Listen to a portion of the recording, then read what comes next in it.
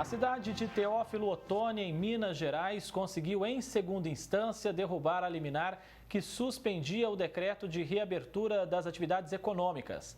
O prefeito mineiro falou sobre isso com o repórter Samuel Santos. Prefeito, quando a cidade de Teófilo Otoni tomou a decisão para reabrir o comércio?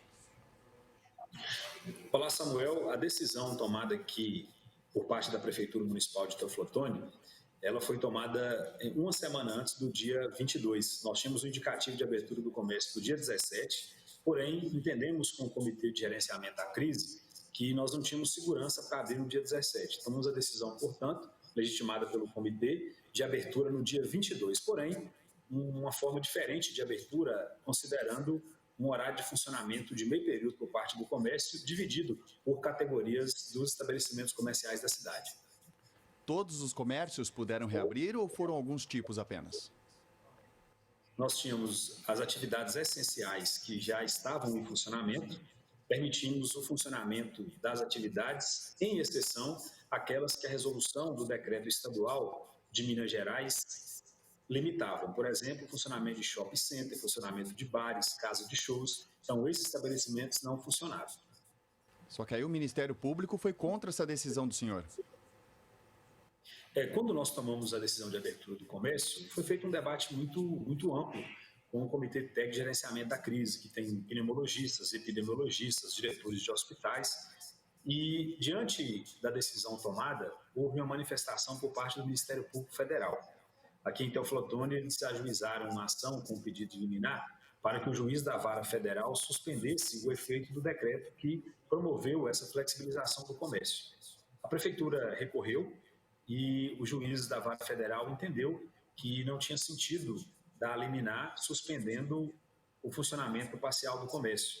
Posteriormente a isso, a Defensoria Pública também ajuizou uma ação. Aqui em Teófilo Otoni, na segunda vara, o juiz concedeu a liminar do fechamento do comércio, foi no dia 30 de abril, e diante disso, nós recorremos em segunda instância a Belo Horizonte. O desembargador que julgou essa demanda da Prefeitura Municipal entendeu que a autonomia era do município e que não tinha sentido permanecer com aquela liminar vigente. Diante disso, então, o comércio, depois que nós abrimos de forma flexibilizada, ele não chegou a ficar suspenso em nenhum momento. O senhor e a própria população comemoraram essa decisão? Olha, nós temos um momento muito difícil, né? Esse momento de pandemia, eu acho que nós temos muito pouco a comemorar. Haja vista que existe uma preocupação de todos nós com relação à expansão da doença, número de casos notificados, de casos confirmados. Então, é o período da gente tratar com muita seriedade, Samuel, cada situação.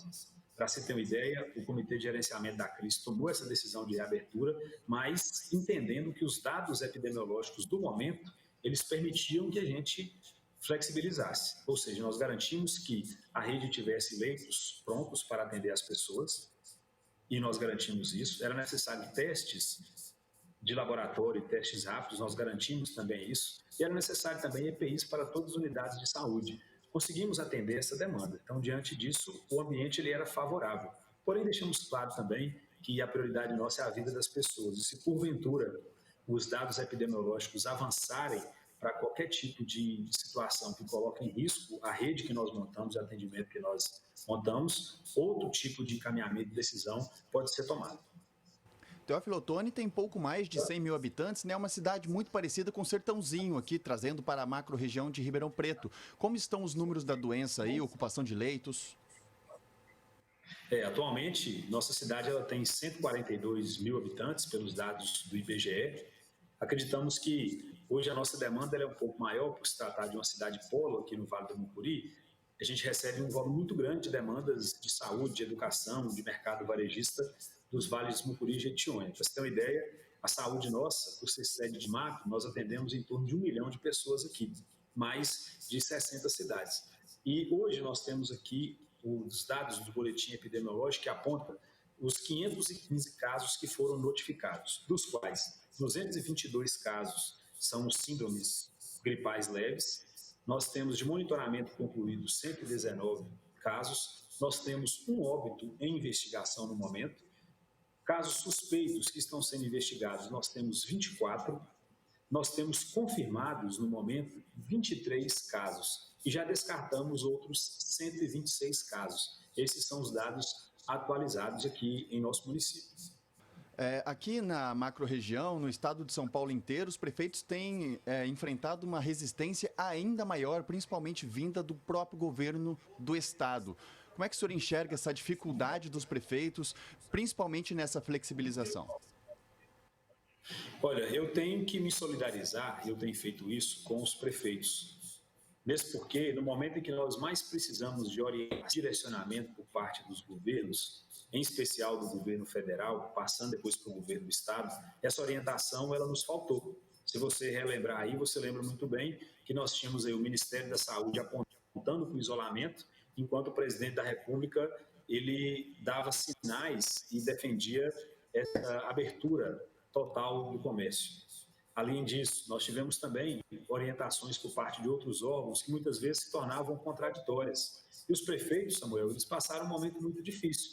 No momento que a gente precisa da orientação, a gente viu foi dificuldade de entendimento entre governos, entre ministérios, entre secretarias. Portanto, eu acho que cada cidade ela é uma realidade.